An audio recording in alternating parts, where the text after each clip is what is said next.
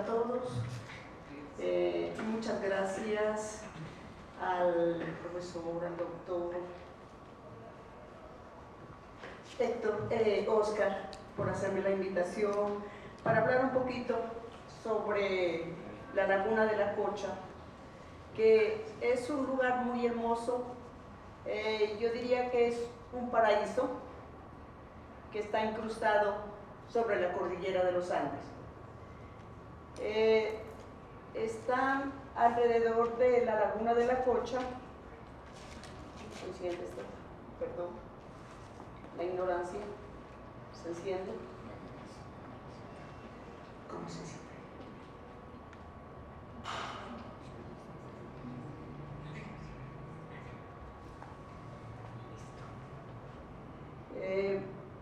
Alrededor de la Laguna de la Cocha están ubicadas 19 veredas y la cabecera corregimental está en esta parte que es en el enclave.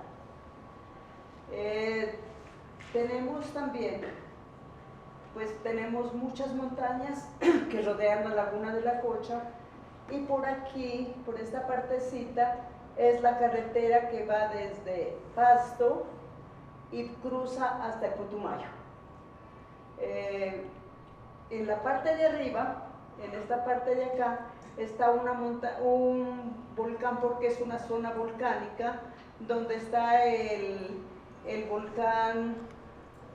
Este volcán no es activo, perdón, se me olvidó el nombre del volcán, pero es un volcán y está alrededor de la Laguna de la Cocha. Hay muchos volcanes donde han ocurrido muchos movimientos sísmicos de baja densidad. El año pasado ocurrieron 1000 sismos que pasaron, pero no hubo afectación. También tenemos unas fallas geológicas que está en el volcán Bordoncillo, que es en esta parte, ya me acordé el nombre, Bordoncillo, y también tenemos otra falla geológica en la vereda El Motilón. En esta parte tenemos también una falla geológica. En la vereda Romerillo también, en esta parte hay otra, y en una vereda que se llama Ramos, Romerillo es esta, Ramos es esta. Entonces también tenemos en una vereda que se llama Filadores, también hay otra falla geológica. Y los volcanes pues están como alrededor de la laguna. Los encontramos en la vereda Santa Teresita, que es mi vereda. Aquí tenemos una loma que se llama El Campanero, aquí dicen que también es un volcán. En la vereda Santa Rosa hay otro volcán, y seguimos así. En la parte de acá también tenemos bastantes volcanes, como es el Patascoy, que está ubicado en esta parte, y también el Cerro del Alcalde. Entonces estamos en una zona volcánica. También recientemente acaba de ocurrir un deslizamiento por las lluvias, como está a nivel del país. Entonces hubo un deslizamiento desde la parte de acá, de la parte como en el cerro de acá. Entonces se vino la montaña y tapó la vía, y hubieron pues bastantes damnificados en una vereda que se llama también la vereda, bueno, aquí no la tengo ubicada, pero también hubo mucha afectación y todo se bajó hasta acá, la vereda El Puerto, por esta parte, donde hubo muchos damnificados. En una vereda que se llama Buena Vista, también en esta parte, también todos fueron afectados, se les dañó las viviendas, los cultivos que ellos tenían, y fue muy harto el lodo, los árboles que cayeron por esta quebrada inundaron parte de una vereda que se llama El Puerto. El Puerto es una vereda donde hay más de 200 familias, y la gente más que todo en esta parte vive del turismo. Entonces se ha visto muy afectado por este deslizamiento de tierra, y en este tiempo de lluvia no solamente es la vereda del Puerto, sino toda la parte plana de la Laguna de la Cocha, donde es la tierra más fértil y hay muchos cultivos.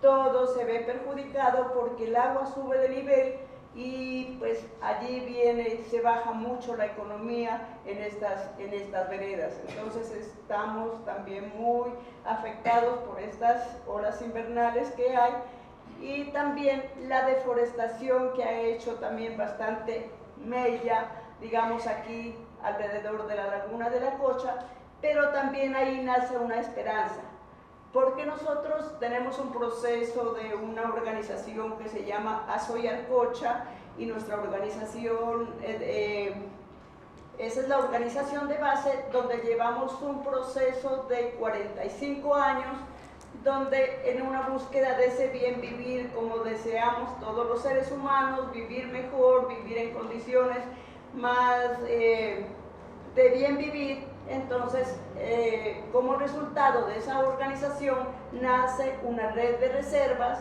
pioneros en conservación. Tenemos 52 reservas naturales, más de 2.000 hectáreas en conservación. Son reservas de la sociedad civil.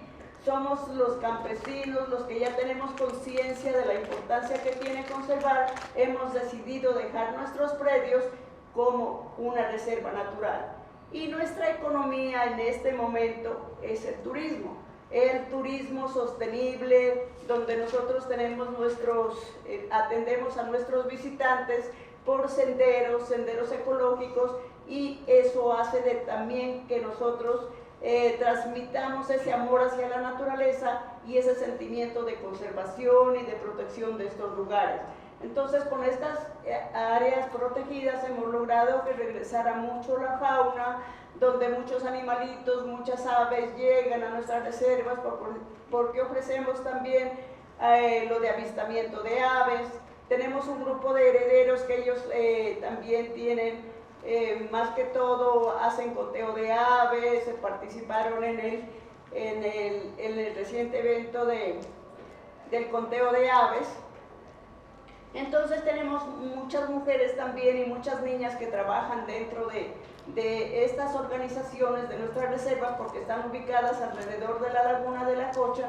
Entonces también hay una esperanza de que ellos sigan en ese proceso de conservación, y buscando como que hayan muchos emprendimientos donde ellos hacen artesanías, transforman alimentos. Entonces es algo que es muy importante dentro de nuestro proceso. En este momento aquí tenemos en la parte de aquí la isla La Corota, que es un santuario de flora, donde manejado por parques nacionales, donde ellos en este momento están haciendo bastante apoyo para todas las reservas de acá, para todos los campesinos, para empezar a buscar alternativas que generen ingresos. Porque en su mayoría, pues ahora en este momento sí se ha bajado mucho la deforestación, pero antes solamente se dependía de sacar productos vegetales desde nuestras reservas, y eso hizo pues de que también se perdiera muchos ríos, mucha cantidad de agua, pero en este momento ya están volviendo nuevamente los ríos a tener un poquito más de agua, a tener en su caudal, y la diversidad empieza a aumentarse aquí en esta zona. Tenemos también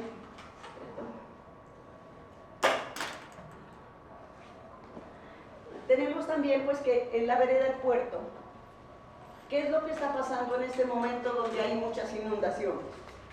En este momento donde hay muchas inundaciones, y no solamente aquí, sino que en todas partes alrededor de la laguna, entonces la gente, el turismo se ha mermado completamente, casi no hay turismo, y la mayor fuente de ingresos para las reservas que ofrecemos ese servicio del ecoturismo, y el puerto que vive de esto, pues está la gente como sin saber qué hacer, y otros volviendo a talar el bosque, que eso es lo que nosotros no queremos. Entonces, pues también lo que nosotros queremos es que dentro de estos desastres, que también haya una alerta temprana, porque nosotros no sabemos, como lo que nos pasó acá, pues dicen que hay un comité de riesgo, pero no informan a la comunidad diciendo, miren, en esta época de invierno, pues hay que evacuar de aquí, hay que salir de estas partes. No, no queremos nosotros que nos pase lo que pasó en Mocoa. ¿Qué pasó en Mocoa? Que los gobernantes, las autoridades, todos estaban informados de que la montaña se venía, pues acá en el Putumayo. Pero a pesar de que las autoridades sabían, no, pues la montaña se vino, y toda la cantidad de muertos y toda la tragedia que hubo allá en el Putumayo, en Mocoa, fue bastante grande. Lo que pasó en Armero. A veces la gente somos que no queremos salir, no, que de pronto no nos pasa nada y nos quedamos allí, y luego todas las consecuencias, toda la cantidad de muertos, de niños huérfanos, de desplazados, eso es muy grave. Entonces lo que nosotros queremos, que a través de estos encuentros, de estas mesas que se van a hacer algo para que nosotros no nos sintamos como abandonados por parte de organizaciones que están vinculadas a la gestión del riesgo, para poder hacer de que la gente no se desplace, porque lo que hacen es desplazarse, irse a las partes más altas y seguir deforestando. Entonces eso es de las cosas que no queremos que nosotros pasen dentro de la laguna de la Cocha. Eso es como un poquito también. Otra de las cosas también que nos está afectando también pues ha sido el cambio climático, ¿no? Antes se sabía cuándo eran las épocas de invierno y decíamos los meses de invierno es a partir de abril, de mayo, de junio, de julio y agosto, vientos, y teníamos definido las épocas de invierno, y verano son el resto de meses. Pero en este momento, por todo el desequilibrio ambiental que nosotros hemos ocasionado, entonces ya no sabemos ni cuándo es invierno ni cuándo es verano. Entonces es que tenemos que estar siempre alertas en ese sentido para nosotros poder pues prevenir toda la cantidad de problemas que se vienen con estos deslizamientos, con todo lo que está pasando en este momento. Pues no sé más que les cuento, pues allá también trabajamos con jóvenes dentro de nuestra organización, trabajamos con niños, que ellos se denominan los herederos del planeta. Entonces estamos en este momento articulando, haciendo una articulación, que eso me parece que es bien importante con las demás organizaciones, porque eso nos va a permitir que entre todos empecemos a buscar las soluciones. Y estamos unidos en este momento para lo del turismo, porque el turismo es un turismo, como dicen, es una empresa sin chimenea, donde si es un turismo sostenible, vamos a poder conservar todos nuestros bosquecitos y tener ese bien vivir todas las familias que estamos participando allí. Allí está el Cabildo Indígena Quillacinga, y también estamos buscando una articulación con ellos para poder ejercer dentro de nuestro territorio lo que es la gobernanza, las gobernanzas, ¿no? Eso nos permite que entre todos nosotros podamos tomar decisiones y exigir a las entidades correspondientes para que se cumplan los planes de desarrollo del municipio, del departamento, y también en esta parte lo que estamos haciendo, unidos con el Cabildo Indígena, que la Cocha sea declarada como pues ellos ya lo hicieron, como un sujeto de derecho, porque sabemos pues que la Cocha, el agua es un ser vivo como nosotros, pero que también se enferma debido a la contaminación, debido a los deslizamientos, a toda la cantidad de barro, de tierra, de arena, que llega a la laguna de la Cocha. Por eso también miramos que la Cocha ya se va enfermando, como en estas partes de aquí, donde está perdiendo el colchón de amortiguamiento. Entonces también eso también es un riesgo para que nosotros vayamos perdiendo la calidad de agua de la laguna. Entonces en eso estamos todos, y también lo que en este momento se va a hacer también es el ordenamiento. El plan de ordenamiento, donde nosotros como seres humanos debemos ordenarnos alrededor del agua. ¿no? No es que vamos a ordenar, hacer el ordenamiento del territorio, no. Nosotros los seres humanos tenemos que ordenarnos para no causarle daño a nuestra laguna de la Cocha, ni a los ríos que pues llegan a la laguna donde están aportando sus aguas. Entonces nosotros debemos pensar en eso, en el futuro de nuestros hijos, porque miramos que nuestra casita común, que es el planeta, ya la estamos acabando, ya todo se está deteriorando, entonces ya tenemos que tener conciencia pensando en las futuras generaciones. Eso es lo que nosotros también estamos haciendo, y también buscando alternativas que nos generen ingresos. Ya no el bosque, sino que también ya darle vida y empezar a amar todo esto. Porque yo digo, una estrategia muy grande es amar lo que uno hace, ¿no es cierto? Porque si uno no ama lo que no hace, entonces pues no hacemos nada. Pero si yo le pongo el corazón, es cuando voy a realizar muchas cosas en bien de la naturaleza, en bien de mi territorio, en bien de mi familia y en bien de las futuras generaciones. Ya no sería como eso y de pronto.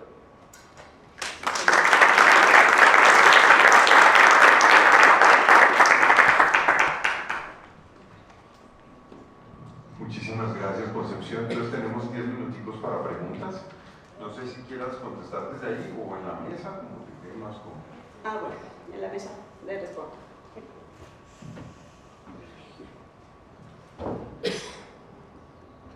Sabemos que esta laguna, junto con la de Tota, son de las únicas y grandes lagunas naturales que tiene Colombia.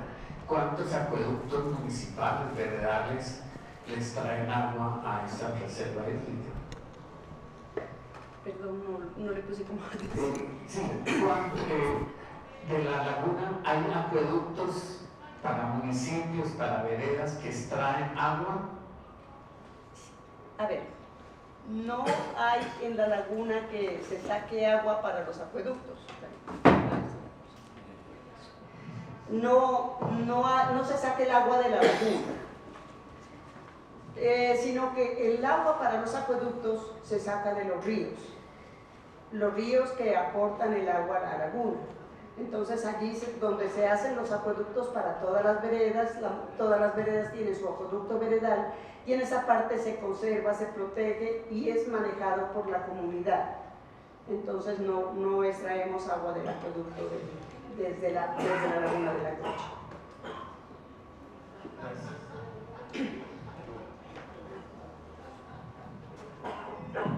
Gracias. Una pregunta. Como nos comentaban, las redes están pensando sobre todo en el largo plazo, ¿cierto? En el sostenimiento de la laguna, de los ríos, de los ecosistemas que la sostienen. En las redes también se habla de estrategias de corto plazo frente a posibles, no sé, lo que pasó en el puerto o las inundaciones que hay en este momento. ¿También se habla de estrategias de corto plazo? ¿O todo el tiempo están solamente pensando en el largo plazo? Bueno, lo que se hace, pues en la vereda del puerto, ellos están ubicados allí, y hubo hace algún tiempo un proyecto donde se compraba una finca para reubicarlos, pero ellos no querían porque pues, por el sitio que está al lado del río, donde pueden ofrecer el servicio de transporte en lancha, entonces no quisieron reubicarse. Y en este momento pues miran las consecuencias de que fue un error no haber subido un poquito la montaña, pero es muy poquito, muy leve, donde se iba a reconstruir el puerto, pero no lo quisieron hacer. Entonces también hay muchas afectaciones para estos lugares, porque no hay en el centro, en el encano, en la parte urbana, no hay una planta de tratamiento de las aguas residuales. Eso también es algo que está afectando la calidad de agua de la laguna, ¿no? Entonces, y también lo de las truchas. Lo de las truchas, porque hay personas que han ido de fuera, han montado sus cultivos de trucha en la laguna, y eso está ocasionando también contaminación.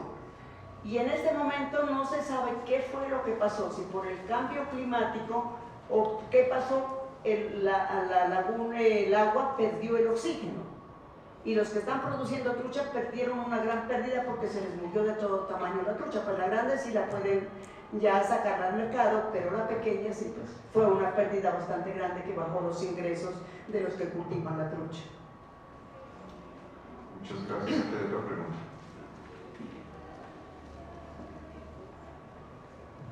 Concepción, buenos días. Muchas gracias por tu presentación. Yo quería preguntarte, porque tú hiciste alusión, bueno, te referiste como a la falta de, digamos, de comunicación con las entidades que son las encargadas de la gestión del riesgo en pasto. Tengo entendido que es recurrente el problema que hay en la parte alta por deslizamientos y por avenidas torrenciales, es decir, la formación como geológica de esas montañas tiene que ver mucho como con lo que pasó también en Mocó, ¿no? ¿Cuál crees tú que debería ser como la estrategia que debería ser la dirección de riesgo de pasto para vincularnos a la comunidad, a este proceso que tú estás exponiendo hoy, sobre todo en materia de medidas de gestión de riesgo comunitarias, ¿no? Tú hablaste que no hay un sistema de alerta, un sistema de alerta comunitario, o sea, ¿qué ha hecho, digamos, la institucionalidad, ¿sí? En cuanto al acercamiento de ustedes, y ustedes qué propondrían a estas entidades pues, para trabajar, porque obviamente lo que tú dices es un riesgo que está ahí presente, ¿no? Y que en cualquier momento se puede llegar a materializar con consecuencias realmente fatales para la comunidad. Gracias. Este grupo de gestión del riesgo, yo diría que les hace mucho visibilizarse y de que haya más comunicación con la comunidad. Porque nosotros pues, necesitamos alertas tempranas, ¿no? Porque si hay una falla en el cerro El Bordoncillo y dicen que hay unas fallas también y que eso está partido y que de pronto con las lluvias eso se puede venir y puede ser mucho más grande la afectación si se cae esa montaña desde arriba, entonces, pero ¿cuál va a ser la función de esa comisión de riesgo? Yo pienso que debe monitorear, estar permanentemente monitoreando esa parte, en esa parte donde hay más riesgo. Porque la gente dice eso, pero pues así un comunicado oficial no lo hay. No lo hay, que también pues debería ser también a través de la radio, porque ya hay una radio que es del Cabildo Indígena Quillacinga, podría ser tal vez a través de esa emisora, no sé, de pronto en las escuelas también los profesores también cumplen una función muy importante, informándoles a los niños y mirando que ellos también sean como los comunicadores en las veredas, ¿no? Porque yo pienso que de esa forma podría lograrse de que si hay un deslizamiento, el impacto no sea tan grande como el que acabó de pasar.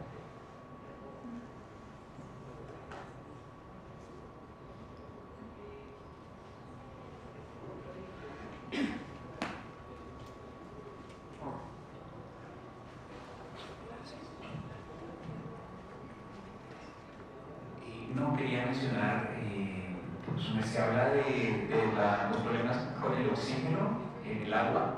En el caso, yo vivo en Aquitania, en el caso del lago de Tota, pues ha tenido que ver con que, pues, digamos que todas las materias de descomposición y los nutrientes también, eso por parte también de las trucheras, pero también de todo lo que rodea el lago, genera una descomposición. Y las bacterias, para descomponer todo eso que llega al agua, usan el oxígeno y eso hace que se dé un proceso que se llama eutrofización. Entonces eso tal vez pueda tener que ver, al igual que en el lago de Tota, pues con la situación que se dice la disminución de oxígeno en el agua. De pronto sería chévere ver si se puede pues, tener eso presente, ¿no? que también es un proceso de descomposición que generan las mismas trincheras. Quería agregar eso un poquito, que pasa también allá donde vivo. Sí, sí, también eso también se mira que está afectando las trincheras en la calidad del agua, ¿no? La laguna de la Cocha. Y también cuando hay invierno y se inunda, la descomposición de la materia orgánica también causa muchos problemas allí, enfermedades, pues gripas en las personas, se mueren animalitos también, entonces hay también una baja de ingresos dentro de las familias en esa época de descomposición de la materia orgánica, ¿no? Entonces, eso sí, nos falta cómo pues, prevenir de que el agua suba, de que haya lluvias, pues no se puede hacer, ¿no? Pero sí cómo minimizar esas cosas por lo de las trucheras. Porque las trucheras sí, porque hay una persona pues, que no es de allá de la zona, es un español, el mayor productor de trucha, y eso también está afectando bastante la calidad de agua de la laguna, ¿no? Entonces también toca eso también mirarlo, y nosotros también decimos, las universidades también hacen investigación sobre la calidad de agua de la laguna, ¿no?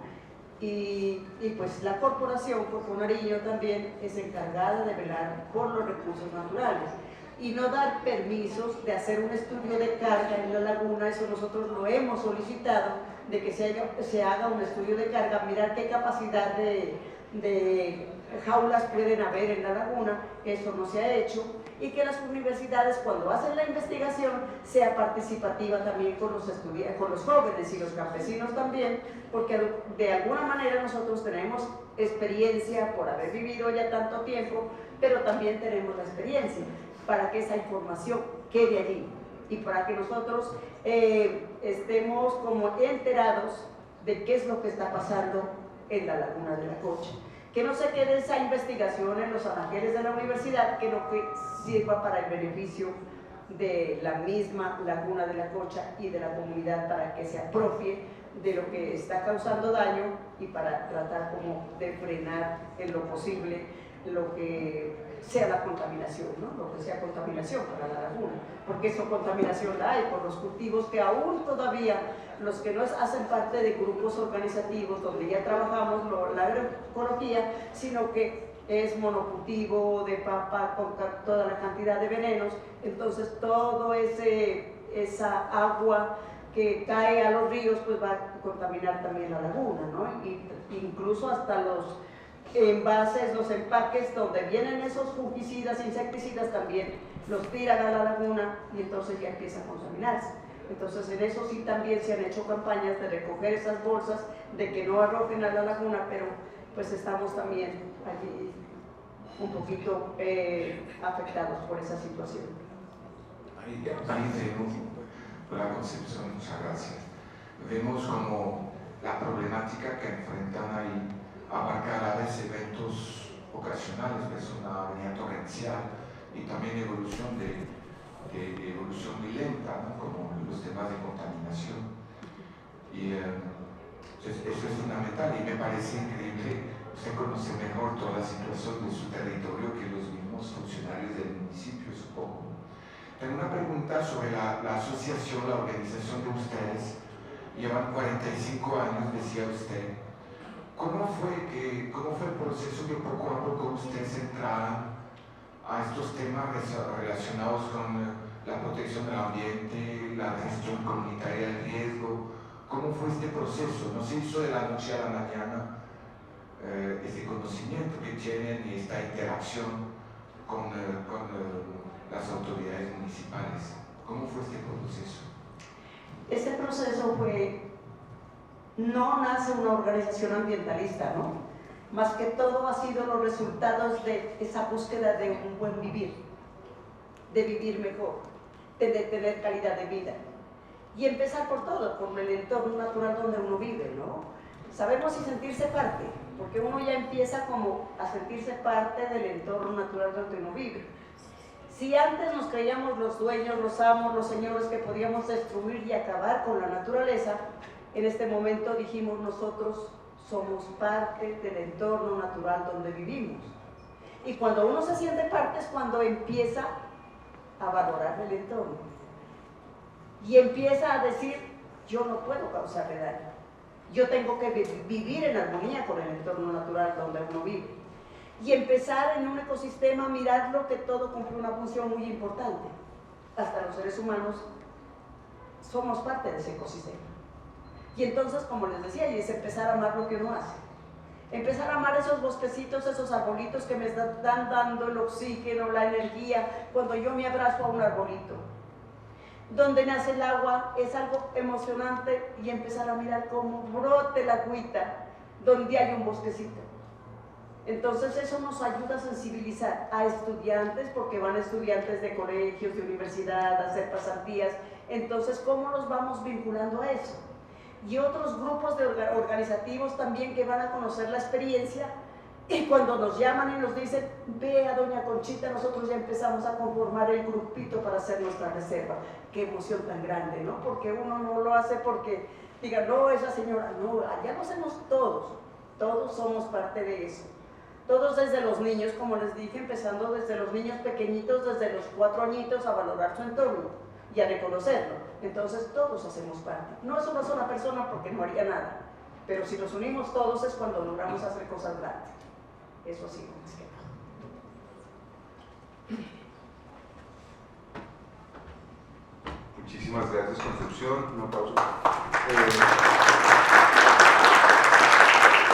Vamos con la tercera intervención de la mañana, que es de Ángel Britton.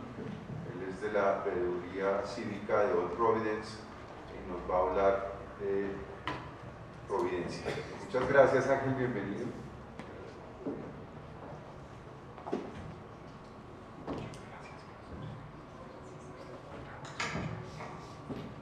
Gracias por esta invitación.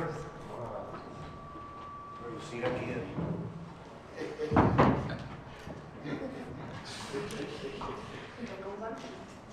Quitar el banco. Gracias por la invitación. Quisiera hoy presentarles un caso un poco diferente a lo que ocurre en el interior del país, y es que nosotros estamos ubicados en una isla en el Caribe y básicamente nuestro riesgo es 6 meses al año de que posiblemente podamos ser golpeados por un huracán. Queremos exponerles un poquito lo que ha ocurrido durante el proceso de el último huracán que golpeó la isla en el 2020, fue el huracán Iota, cómo lo abordamos y básicamente cuál es la experiencia que tuvimos durante ese proceso. Un huracán de categoría 5 básicamente es la máxima categoría.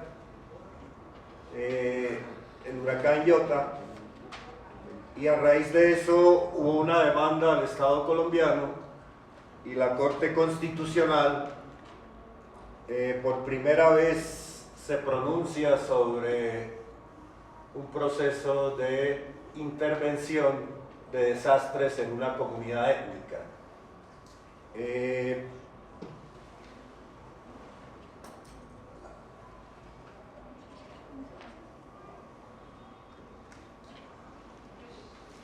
Vamos a tratar de contextualizarnos de qué fue lo que pasó, qué ocurrió en ese huracán.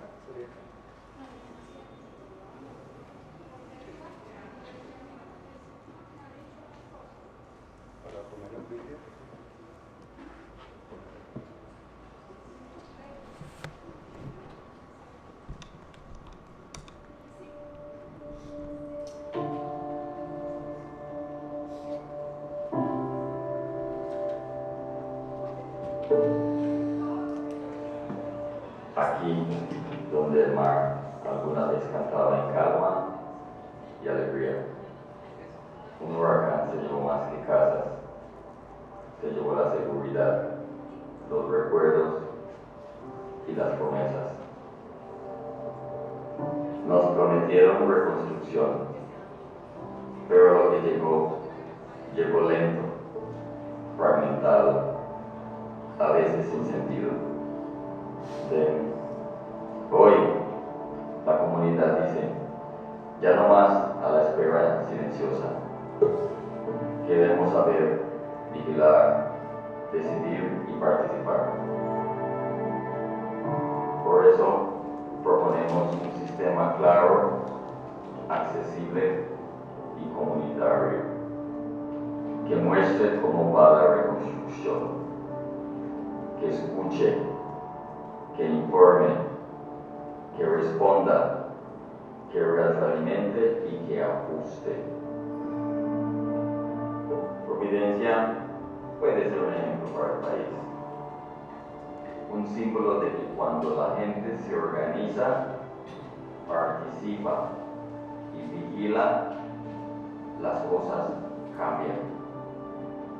El seguimiento es nuestro derecho. Providencia merece saber, decidir, participar y controlar. Hagamos lo posible. Ahora hay que proteger Providencia. Lo que se hizo en Providencia en estos 2 años es un etnocidio. Eso es lo que no podemos hacer.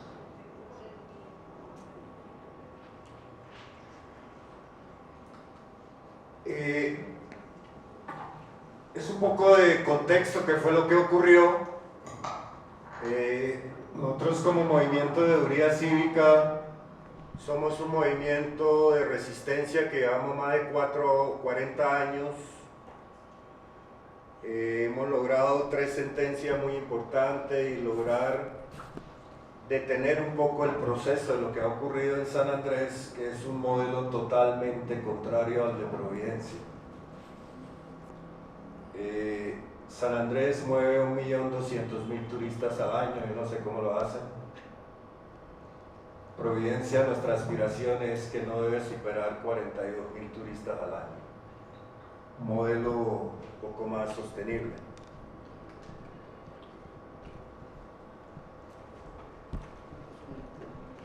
Parte de los argumentos que tuvo la Corte en esta sentencia la basó en la Cumbre de la Tierra de 1992 y la Convención de las Naciones Unidas sobre el Cambio Climático, la resolución donde se estableció la Agenda 2030 para el Desarrollo Sostenible de las Naciones Unidas y el marco de Sendai para la reducción del riesgo de desastres 2015-2030. Y adicionalmente el Acuerdo de París. No vamos a detenernos por efecto de tiempo, pero existe la posibilidad de que podamos revisar la sentencia. Básicamente lo que la sentencia ordenó, y es muy importante para las comunidades étnicas, y es que la gestión del desastre se creía que no había que consultar las comunidades. Y esta sentencia lo que de alguna manera ordenó es que, independiente de que sea un desastre, debe consultarse con las comunidades la gestión de ese proceso.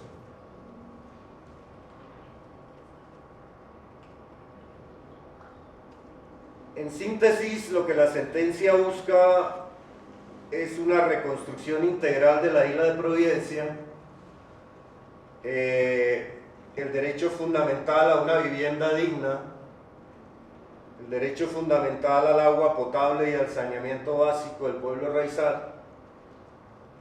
Y esta sentencia adicionalmente buscaba asegurar que la reconstrucción del territorio se hubiese hecho de acuerdo a la identidad cultural del pueblo raizal. Y buscamos en términos generales, y lo que planteó la sentencia es fortalecer la resiliencia de las islas ante los efectos del cambio climático. Vamos a abordar la presentación en base a 3 ejes: el tema de gestión de riesgo, gestión del desastre y el tema de movilidad. No vamos a detenernos, pero hay un link que podemos después mirarlo con calma a las personas que lo quieran hacer. Lo que hizo el gobierno nacional a través de esta sentencia fue decirles que deberían consultar con la comunidad todo el plan de acción específico que se adelantó. Estamos hablando de un plan de acción específico que costó 1.63 billones de pesos. No es una cifra despreciable. inconsulta, y lo que obligó la sentencia fue a que nos sentáramos con cada una de estas instituciones, revisáramos lo que se hizo y adaptarlo a las necesidades culturales del pueblo raizal. Eso conllevó a que durante un proceso de 19 meses, algo más de 1500 horas de diálogo, una de las conclusiones a la que hemos llegado, creo que el Estado desgasta a las comunidades. Nosotros tuvimos diálogos con 17 sectores, más de 47 instituciones, y dialogar costó más de 7.000 millones de pesos. Traslado, tiquetes, viáticos, funcionarios, etcétera, etcétera.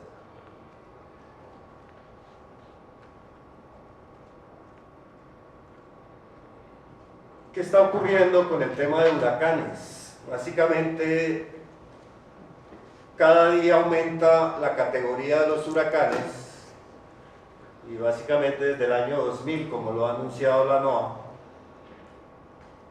el IDEAM ha identificado que el 92% del territorio del archipiélago de San Andrés, Providencia, Santa Catalina, está en riesgo de inundación.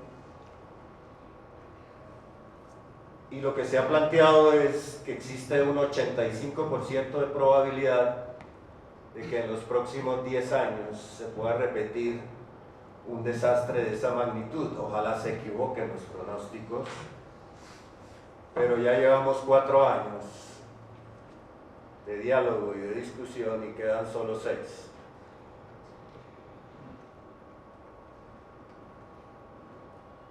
Esto fue lo que ocurrió en términos.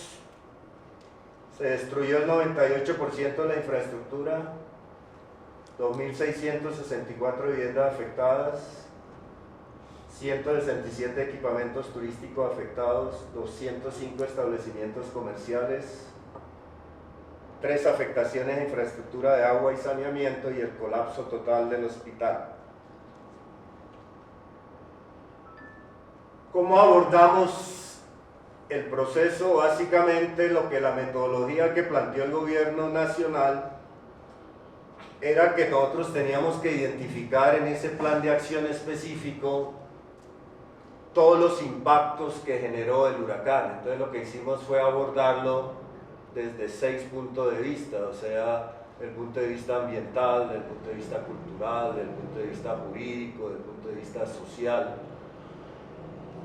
Y nosotros identificamos el impacto y le hacemos una propuesta al gobierno nacional, concertamos esa medida y finalmente llegamos a unos acuerdos. Básicamente esa es como la metodología que se planteó. Creamos un sistema. Nosotros creemos que era difícil abordar esto en Excel, como lo venía haciendo el gobierno. Entonces básicamente lo que constituimos fue un equipo de profesionales y ellos diseñaron un sistema que pudiéramos hacer la trazabilidad a todo el proceso de gestión. En ese proceso, básicamente, si ustedes se dan cuenta, existen todos los elementos, hay todas las actas que se discutieron, más de 75 actas,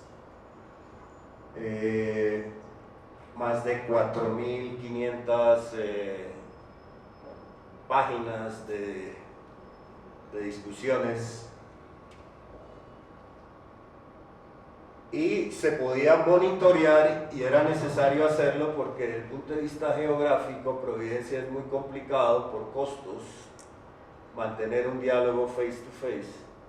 Entonces creíamos que era muy importante tener un sistema que pudiera interactuar con las instituciones, y básicamente ese sistema fue desarrollado durante la etapa de consulta. Lo hemos puesto a disposición del gobierno, pero a ellos no les interesa tener un sistema de trazabilidad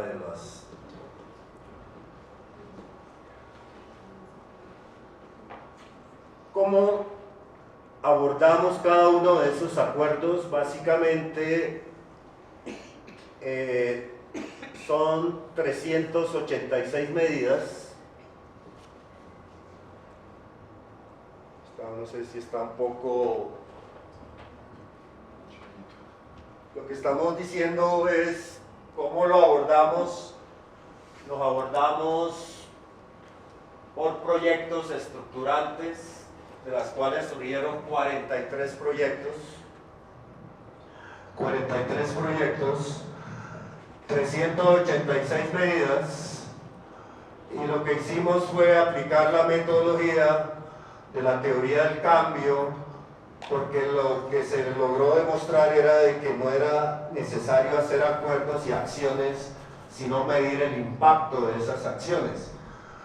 Eso fue llevado a programas. Cada uno de esos programas fueron organizados por ejes estratégicos, donde podamos medir el impacto y el cambio en cada una de esas medidas, y lo que buscamos al final es que todo lo que hemos acordado, Providencia y Santa Catalina, sean reconocidos como un modelo de desarrollo sostenible a escala humana en el 2030. Esa es nuestra visión.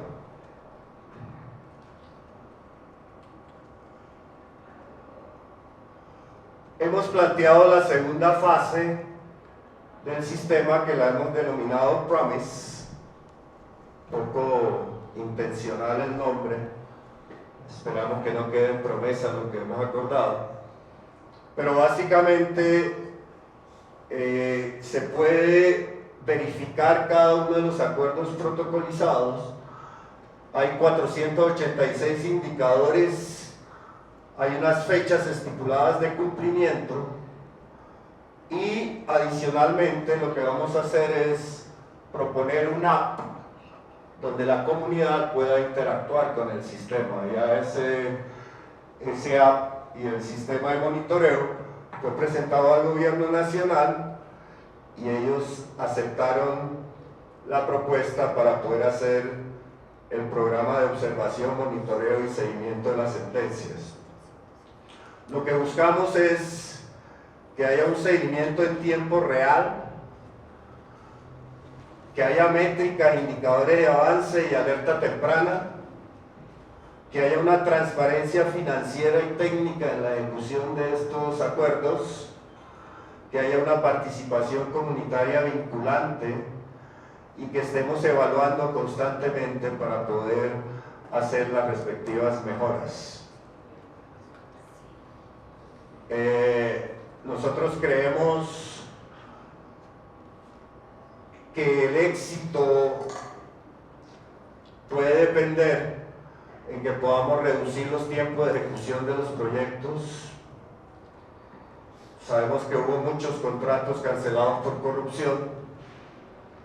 Lo que buscamos es que aumente la satisfacción comunitaria y el diálogo entre el Estado y la comunidad, que se genere disminución de pérdidas por eventos climáticos, y buscamos también, a través de esta metodología, fortalecer indicadores del Plan Nacional de Desarrollo en gestión de riesgos del cambio climático, pero en particular en lo oceánico, cuya experiencia no es muy buena por parte del país. Como estamos diciendo de que Providencia debe ser un modelo de desarrollo sostenible en el 2030, cruzamos cada uno de esos acuerdos con los 17 Objetivos de Desarrollo Sostenible. Ahí están, por ejemplo, salud y bienestar, hay 32 medidas.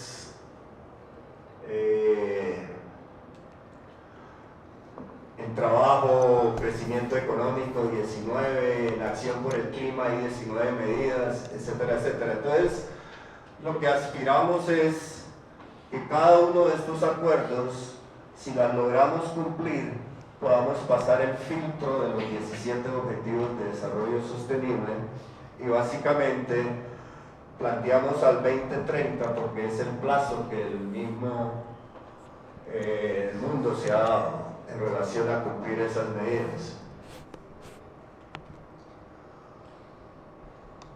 Básicamente lo estructuramos todos esos acuerdos de la siguiente manera. Arrancamos con las medidas. Esas medidas están asociadas a proyectos. Esos proyectos están asociados a programas. Y esos programas están asociados a ejes estratégicos que lo que estamos buscando es que pueda contribuir a reconocer a Providencia como un modelo de desarrollo sostenible en el 2030 y se pueda cumplir los objetivos de desarrollo sostenible. Cuando hablamos de desarrollo a escala humana, lo que estamos planteando es la teoría del Manfred Machniff y la teoría del conocimiento, en el sentido de que si la reconstrucción falló físicamente, quiere decir que entonces lo que tenemos que trabajar es la reconstrucción humana. Hay que cambiar los hábitos y las conductas de las personas. Y básicamente, si nosotros estamos ubicados aquí, y supongamos que Providencia, sea la realidad cultural, de salud, de educación, etcétera, etcétera, pero tenemos aquí a una comunidad que necesitamos que tome conciencia de eso y que a través de sus acciones organizadas de trabajo y de transformación pueda intervenir esta realidad. Básicamente lo que plantea la teoría de desarrollo a escala humana es que adicionalmente a eso, si se logra buscar a través de un método de toma de conciencia para poder transformar una realidad, y eso tiene mecanismos, tiene procesos, contenidos, didácticas, medios, perfiles, talentos, etcétera, etcétera. Esto es como el marco conceptual de la propuesta.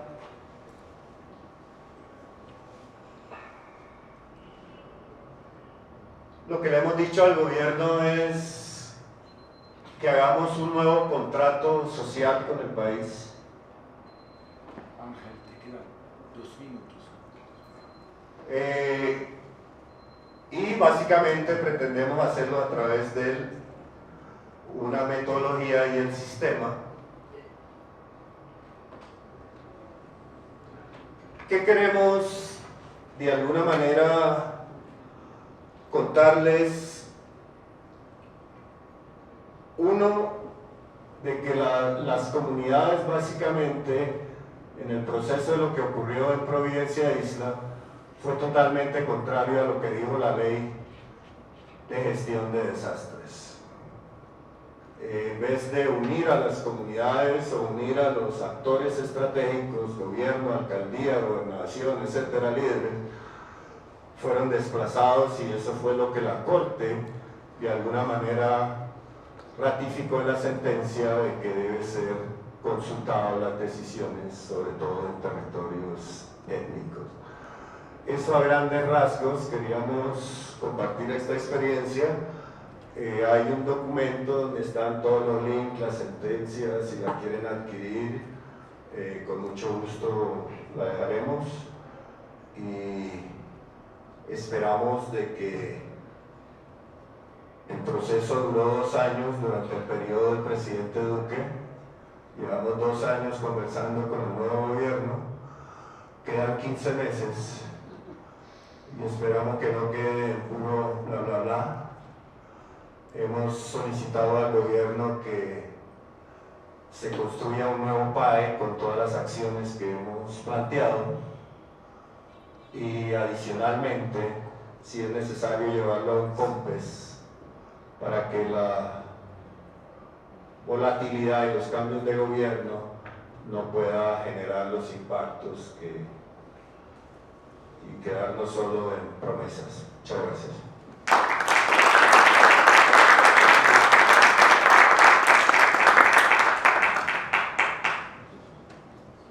Muchísimas gracias, Ángel. ¿Preguntas?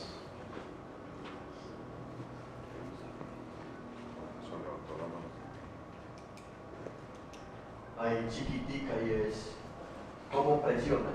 O sea, ¿cómo presionan? Pues uno intentaría decir, no, vamos a bloquear una vía, pero uno bloquea una vía en Providencia. ¿Cómo presionan ustedes desde por allá a este gobierno nacional e incluso al departamental para que esto no se vaya a quedar en promis, sino que sea realmente ejecutado?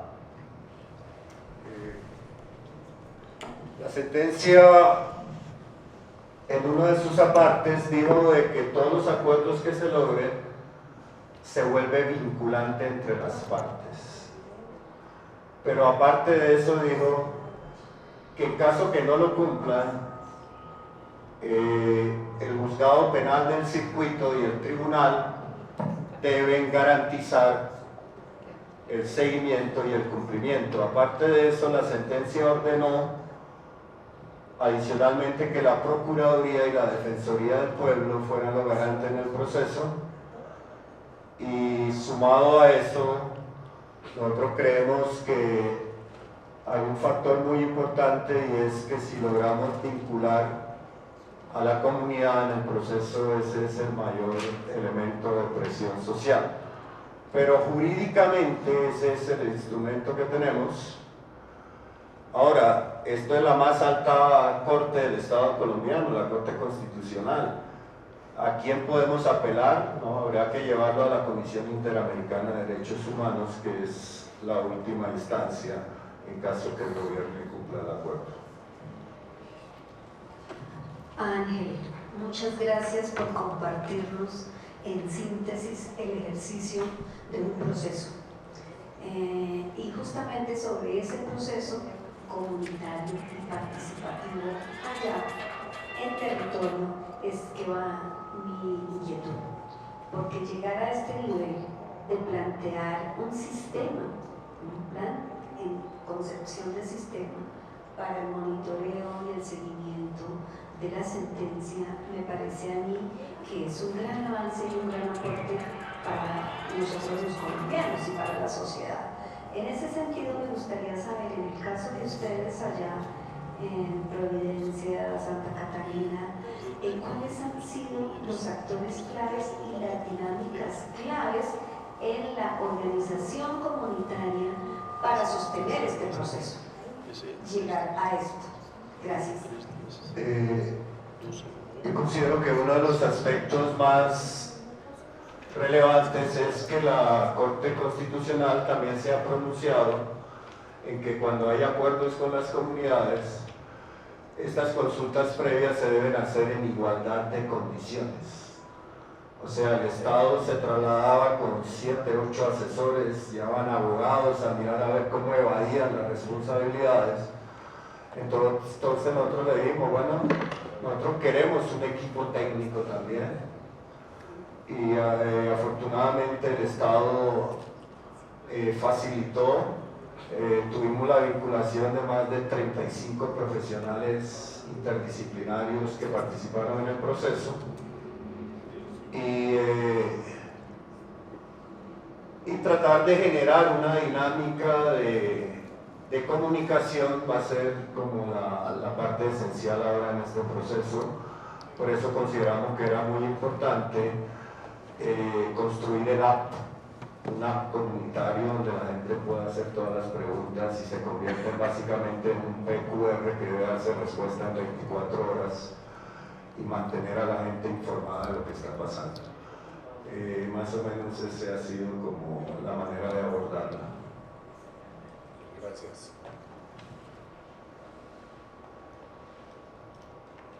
En primer lugar, gracias por compartir la experiencia de Providencia.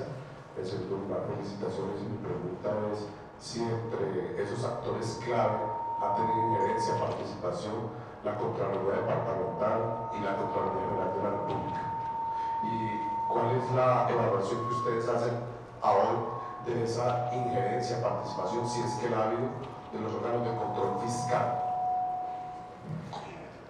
Nosotros lo que le hemos planteado al gobierno es que si está veremos una inversión de 1.63 billones, los cálculos nuestros es que va a costar lo mismo corregir los errores que se hicieron. No tiene sentido un Estado que vuelva a cometer el error si no podemos integrar unas acciones de seguimiento, de monitoreo y de control en ese proceso. Entonces, la Contraloría ha sido muy parca en el proceso. La Procuraduría y participan en las reuniones, pero las acciones no han sido efectivas. Entonces lo que hemos planteado es, dentro de la metodología, hay unas fechas en que los acuerdos se deben cumplir. Entonces automáticamente el sistema envía un derecho de petición 8 días antes, solicitándoles que muestren las evidencias de que han cumplido los indicadores que acordamos, y si no lo hacen, entonces vamos a acudir a todas las herramientas jurídicas que nos da la sentencia, tutelas, demandas. Parece ser que es la única manera en que el Estado entiende, desafortunadamente. Bueno, última pregunta y tenemos una pausa para café, que ya está allá afuera.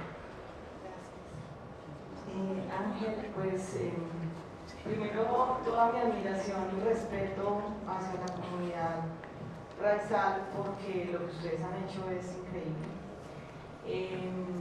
Yo conozco esa matriz de Excel a la que te refieres, que es una vergüenza, o sea, es una vergüenza que a 13 años de haberse expedido una ley como la ley 1523, la ley de gestión del riesgo, el país no tenga un sistema de información de gestión del riesgo, y que un plan de acción específico de recuperación como está establecido en la ley 1523 se haga con una matriz de Excel. Es decir, y que ustedes nos muestren este sistema, es decir, se puede hacer. O sea, y yo te digo que el dinero y la plata que se ha gastado el gobierno en consolidar sistemas de información ha sido muchísimo, y todavía seguimos manejando una matriz de Excel. Entonces, primero, como reconocer eso, que me parece pues bastante admirable, y que no hay justificación de que el país no tenga un sistema que sea asequible, que sea fácil, que sirva para lo que tú estás diciendo, ¿cierto? Que sirva para hacer trazabilidad, monitoreo y medición de impacto, porque no lo tenemos. O sea, es absurdo que podamos hacer eso, y por eso se siguen haciendo las mismas cosas absurdas de no recuperar ni reconstruir de acuerdo a lo que establece el marco de senda. Hay que recuperar mejor, ¿cierto? Porque no se trata de reconstruir físicamente, de levantar unas cuantas casas, sino de garantizar la sostenibilidad y la adaptación y la resiliencia y la recuperación, digamos, de las personas y de la población.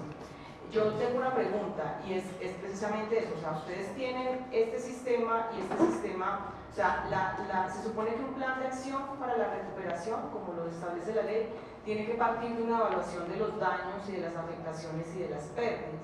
Es decir, se tiene que saber qué es lo que hay que recuperar. Entonces, mi pregunta es, ¿ustedes están trabajando este sistema y las acciones a partir de lo que definió la sentencia? ¿Y el gobierno cómo está haciendo? O sea, el gobierno sigue con su PAE de cómo se estableció esa evaluación de daños y pérdidas, de afectaciones, y si están, digamos, alineados, si ustedes están articulados con el gobierno, o si es que el gobierno va con su PAE, por un lado, con su matriz de Excel, y ustedes, digamos, con esta matriz en el marco de la sentencia. Es decir, ¿cuál es la relación entre esa estimación de pérdidas y daños y las acciones que se tienen que establecer, y cómo es esa articulación con el gobierno nacional? Gracias. La fase de seguimiento es como la fase 2 del sistema. En la primera fase del sistema lo que se hace es precisamente identificar esos impactos que generó el PAE en la reconstrucción, y decir dónde fallaron jurídicamente, dónde fallaron ambientalmente, dónde está el impacto negativo, positivo, ambiental, etcétera, etcétera. Y todo eso quedó sistematizado, o sea que nosotros podemos hacer una trazabilidad a cada reunión y a cada acuerdo. Entonces, lo que estamos planteándole al gobierno nacional es: adopten el sistema, replíquenlo. Creemos que puede ser un aporte, no es porque lo hayamos hecho, sino porque nos dimos cuenta, y ellos dijeron que fue un proceso exitoso a pesar de ser tan complejo, y duró 19 meses. Hay comunidades en que llevan años discutiendo y realmente no hay una posibilidad de hacer una trazabilidad a las discusiones y que uno pueda decir haya unas herramientas. Entonces lo que ahí planteamos un poco un estado que está descoordinado, tratamos de traer a todos los actores estratégicos en cada una de esas medidas, planteamos unos indicadores de evaluación, ellos mismos pusieron las fechas, entonces están toda la trazabilidad para demostrar si incumplieron o no. Lo malo es que ya llevan 112 medidas de las 386 incumplidas, o sea que ahí estamos viendo de que la voluntad no es que sea muy buena tampoco. Muchas gracias. Muchas gracias. No suelta el micrófono todavía. Ustedes vean, están todos invitados en la tarde, ¿no? Es la primera vez que lo digo, lo volveremos a decir al final de la mañana. Están todos invitados a las mesas de trabajo que van a recoger todo lo que se dijo en la mañana para ponerlo de forma transversa. Y es bastante interesante que los mismos tres temas que Ángel presentó aquí, que son riesgos, desastres y movilidad, son exactamente los temas sin habernos consultado, porque eso fue independiente por decir que estamos todos seres pensadores y sensibles a las realidades. Entonces son los mismos temas, entonces nos vamos a repartir, pero bueno, usted no se puede cortar en tres. O sea, yo quisiera que nos comentara un poquito sobre el tema movilidad. A la vez, la inmovilidad es los desplazamientos forzados, los retornos, bueno, las diferentes categorías o diferentes tipos de movilidades que ustedes han observado con este huracán. De las cosas que detectó el proceso es que la isla fue militarizada. Allá estaban todos los generales de las fuerzas públicas aceptadas. Trataron de implementar dos proyectos grandes militares y básicamente la sentencia ordenó de que no se puede hacer. O sea, se paró el proceso de una base de guardacostas que se quería hacer. Al principio del proceso ellos sacaron una gran cantidad de personas, había más de 2.000 personas, son nuestros cálculos, que movieron a San Andrés por efecto de que no había donde quedarse, las casas no estaban preparadas, etcétera, etcétera.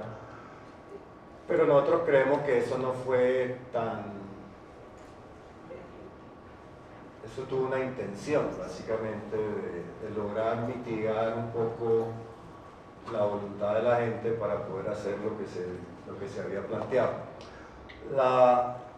Lo importante aquí de esta sentencia es que lo que ha dicho es hay que hacer un proceso de consulta previa con las comunidades étnicas, no importa si sea un desastre.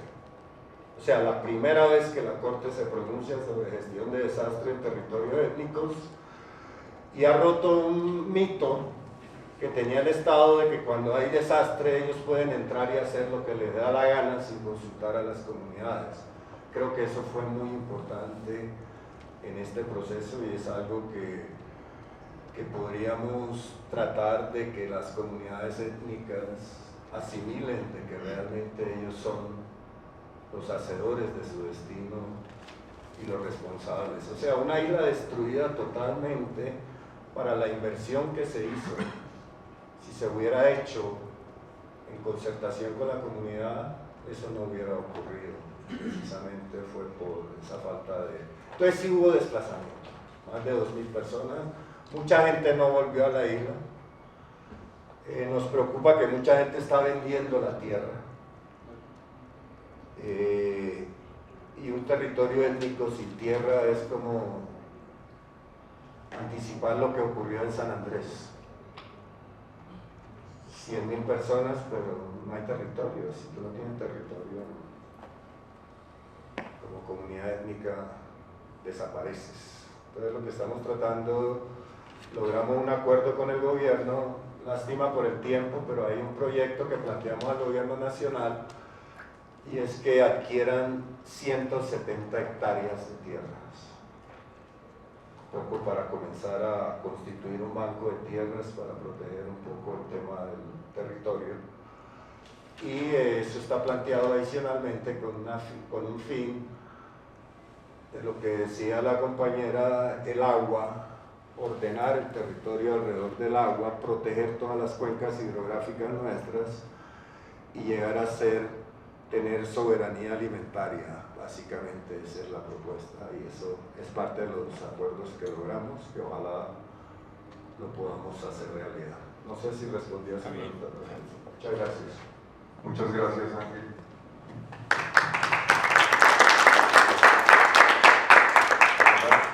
El receso iba a ser de media hora, pero como estamos un poco corridos,